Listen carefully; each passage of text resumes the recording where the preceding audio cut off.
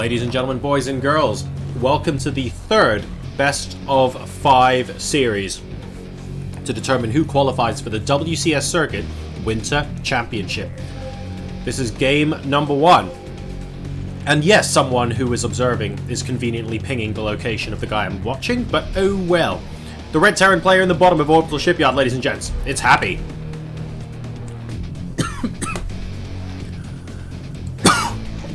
Ooh, pardon me.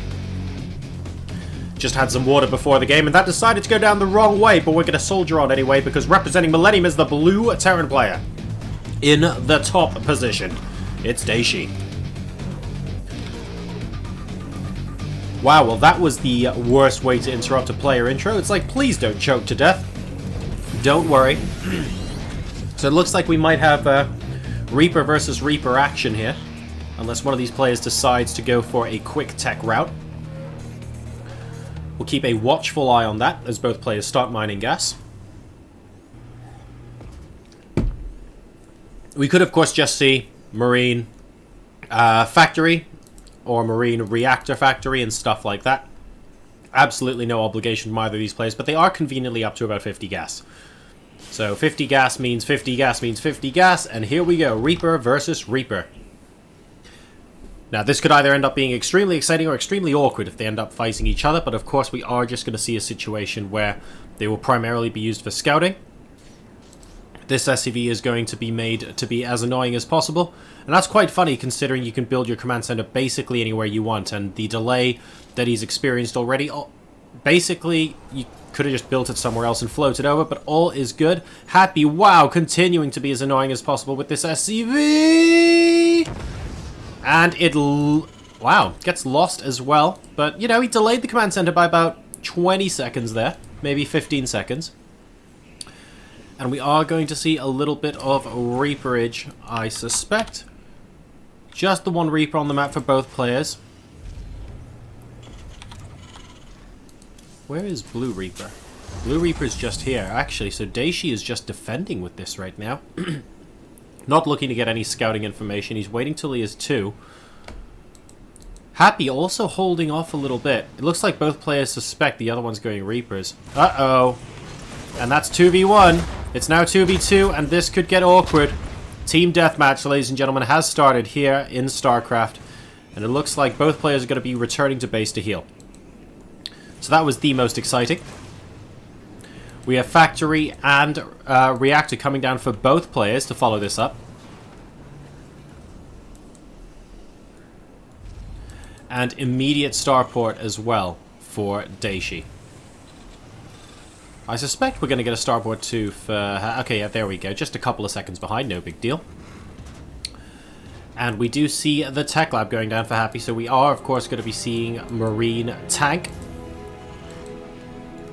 Similarly for Dayshi as well, that Tech Lab is about to complete, so basically mirrored builds from both of these players, although note the earlier third command center for Dayshi at the moment. Worker supplies are identical at 26, and we have got a Viking coming out first as well from Dayshi, which I like. That's going to defend against drops from medevacs, potentially against liberators as well, and definitely against banshees. So a little bit meta. It's like in TVT Heart of the Swarm, where you go Tech Lab and then you get the Raven before the Banshee, for example, just to make sure that you can counter an incoming Banshee and stuff like that. Similarly here, we have the Viking first coming out from Dayshi. Happy basically doing the same thing. So 2 very solid players with 1 very solid strategy by the looks of things here. And the Reapers, plus this Marine, are even lining the cliff, waiting a counterattack, but actually, it's not really going to happen. Dayshi considering moving over with these 2 Reapers right now. He's going, hang on a second, it's been quite a while, nothing's happened, and oh dear. Oh dear. Unfortunately, Tom and Dick did not survive. Tom's dead now. But hey-ho, that was a valuable lesson. And now we have Laurel and Hardy here, giving chase. They won't be able to catch him there. Dayshi with medevacs and siege tanks now out on the field. Going to be going for barracks number 2 and 3 as we expand and think about consolidating our 3rd base location. Here come the 2 Reapers. And unfortunately, the favor has been returned in kind. Wow, Laurel and Hardy both getting killed off, and it looks like Dick here has the last laugh. Cool. Double engineering bay coming down from Dayshi, so that potentially could be a bit of an upgrade advantage later on. Happy got an earlier engineering bay, but he does only have the 1. So he just has that +1 attack en route at the moment. So as long as both of these bad boys get used... Waiting for 100 gas here from Dayshi before he does that. He has got it now, and he hasn't actually started yet, but he probably will in a couple of seconds. Both sides starting stim now, and we have reactors completing on the starboards. And it looks like the priority here is going to be combat shield for Dayshi before he thinks about going for those double ups. But he will be able to do that very shortly indeed. So both sides still playing this very chilled out. We have the 3rd base down now for Happy as well. Both sides with siege tanks. It looks like it's like we've agreed 20-minute no rush almost. With the exception of that random Reaper play here. And oh, this is going to be awkward. Fatality. Mortal Kombat out in the middle of the map.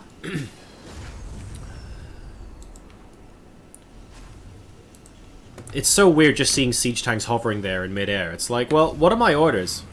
I don't really know. You would think if they were hovering there in midair, they could shoot and then, like, end up here or something like that, but have them as wildly inaccurate. I would play that game. That sounds hilariously fun. Right, so those double ups, as promised, are on the way for Dayshi, and an armory is coming down as well, so potentially he's going to have a faster 2-2 timing. That is worth noting 100%.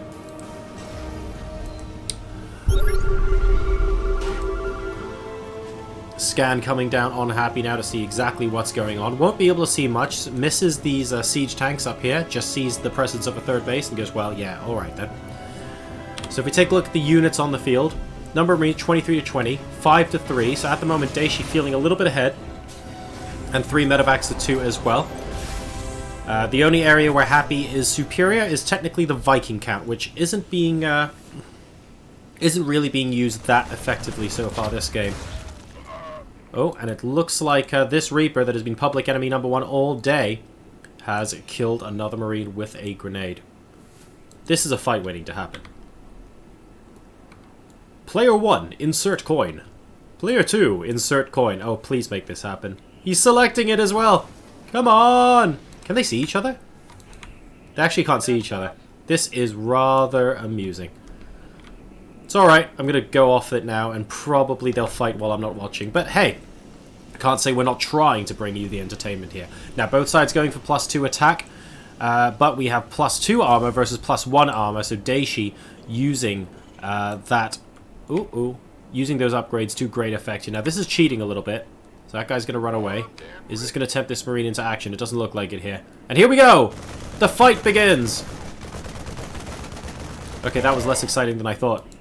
Turns out upgrades are good, ladies and gentlemen, and that's why you get those double ups. Now, here comes Dayshi. He's potting tanks on the low ground here. This Viking is toast. Absolutely toast. But look at this on the high ground. Fantastic vision there from Happy. Great defense. Is that going to be enough to kill off these tanks? There are only 2 left for Dayshi. And, wow, he's actually just suiciding Marines in it to make sure you absolutely cannot have a word in edgeways. Single Marine here is going to try and take that out. Dayshi will be able to defend against it. And it looks like this attack is completely gone for now. There are still 2 medevacs worth of units from Dayshi coming in, but bear in mind that there are no more siege tanks with this composition. And that is hugely frustrating for Dayshi, because Happy does still have tanks of his own, although they are moving out right now, so this drop might end up doing an awful lot of damage. The missile turret is completely out of range, because we did have the medevacs boosting in. I like how they're leaving half their units in one base and half their units in another. This is problematic right now for Happy. He's at 145 supply versus 173 supply for Dayshi. This command center isn't complete yet, but it could just cancel, you know. He really should just cancel because it's basically dead. Oh, wow. Well, he kills off the SCV. Still manages to not cancel it. Dayshi at the moment defending against this, and these Marines are still doing so much damage. He successfully defends there. Are we going to see it cleaned up here? It looks like the siege tank's actually doing quite a lot of damage. The SCV is being pulled in to help as well. And this drop while neither player appears to be looking at it, is going to get cleaned up, and the Viking and missile turret will fix the medevac as well. Current situation, 164 to 146 supply in favor of Dayshi, who has a very slightly higher army supply, but is economically better off.